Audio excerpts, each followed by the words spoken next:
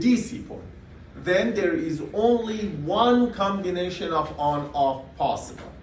But if I am looking for something like transfer characteristics, that means I am allowing this voltage to go from minus infinity to plus infinity.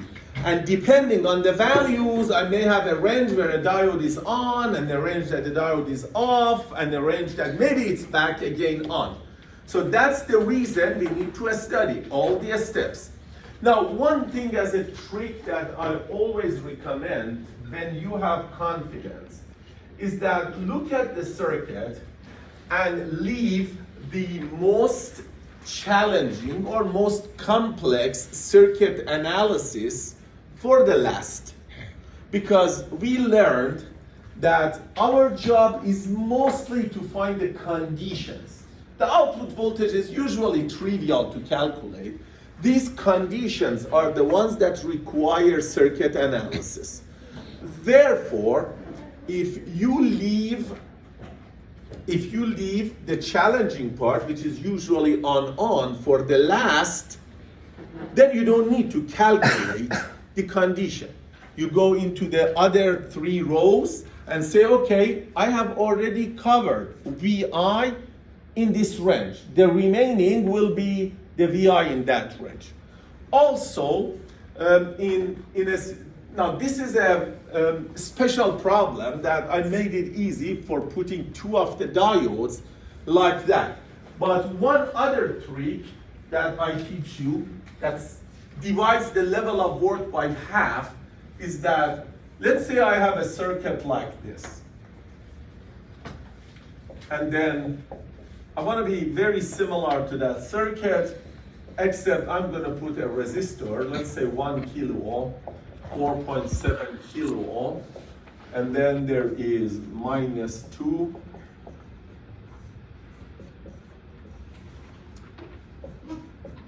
Now, please pay careful attention, because if you get this trick, you're going to save your time in some problems, not all, by a factor of 2.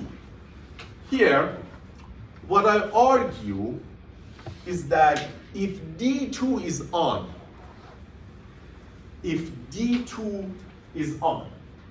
regardless of the status of D1, the output voltage is -2 volts.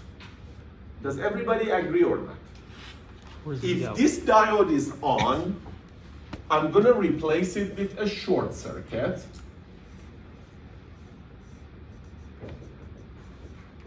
And that's the rest of the circuit. Do you agree that VO is -2 volt regardless of the status of V1 or D1? Yes or no? Do you agree? So what I'm going to do is this. My approach is to do off,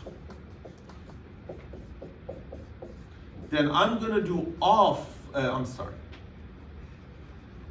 on, off, and then I'm going to do off, on, and on.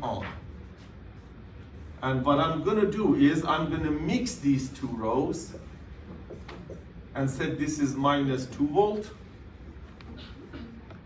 and VI will be the remaining values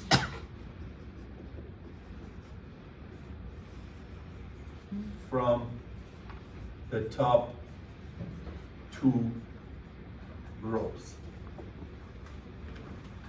So I'm not going to do the analysis of finding on which condition is off on and which condition is on. Why? Because all I want is the relation between VO and VI. So if, for example, you find here that for the off case, just for the sake of argument, you are between -2 and 6. I'm not saying that this is the case for here, right? Just example. And this is, let's say, for VI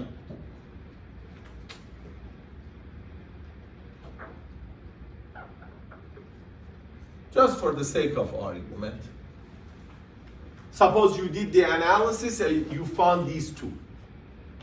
Then when you come to this state, you say, I am done. The output is minus 2 volt. I have already covered from minus 2 to infinity. Therefore, this combination will be VI less than minus 2. So you don't need to do any analysis for 2 out of 4 parts. Is that clear? This is the art you take depending on the circuit, but if you don't find these tricks, at least leave the on state for the last. Because that's usually where you get the maximum number of loops in your circuit, which is 2, not so sophisticated for an ECS student, but just that causes better simplification. So I'm going to go more quickly over the remaining problem, but we ended up last session by getting into this VO over VI characteristics. And now we